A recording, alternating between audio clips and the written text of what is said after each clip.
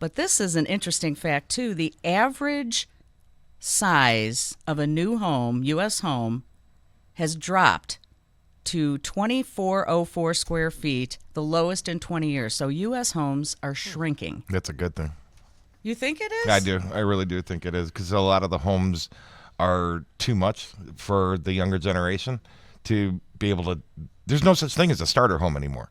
And that is a fact. And we need to get back You're to that right. in order for the younger generations to grow and, have a place to start, build equity, move up to the bigger homes. And for the last, 10, 15 years, people have just been going into a house that's too big for them. And real estate taxes are tied to the square feet. So it's a double whammy. And they can pull off some amazing things with less space now. And, not a tiny house. I watch that on Home and Garden Channel. But you can have that's still a decent sized house, and that people are having less kids also per capita. Yeah, very true. So, Well, look at you guys. You're geniuses. We are. That's why we're here.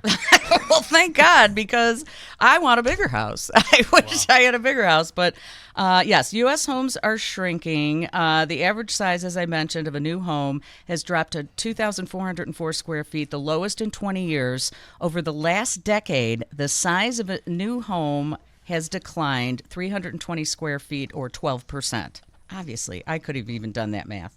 Over the same period, the median new home price has risen $111,800, or 38%. So this is the median new home price, $403,800. And if you live in Illinois, your taxes have tripled. Oh, can I just tell you about taxes? I know for a while David went off on some things in his town that he wasn't happy about. I am so sick of paying the property tax where we live. We have appealed. We have gone to the Board of Appeals. Our mortgage keeps going up with our escrow shortage. When will this end? Will this end? only when they cut spending. They have no idea, like a private business who says, we don't have enough to pay our bills.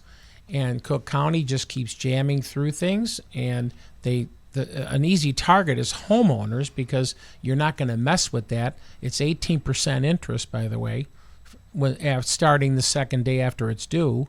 And so they've got quite a motivation, and you can lose your home if a tax investor monitors you not paying. Now, if you have a mortgage, they're just going to keep raising your payment. But if you don't have an escrow and somebody's scouting that out, they can get your home by paying the taxes enough times. And so it really is an incentive, and it's a tax on ownership.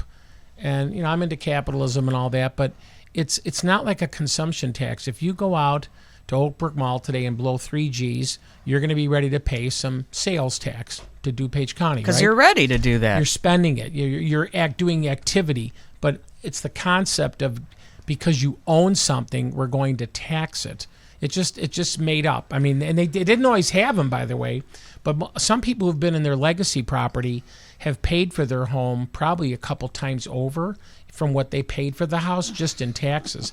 And again, it's a deep pocket, and I see no end to it unless they're willing to say we can't pay all the bills. It just never comes up. They don't ever say, well, we need less money now.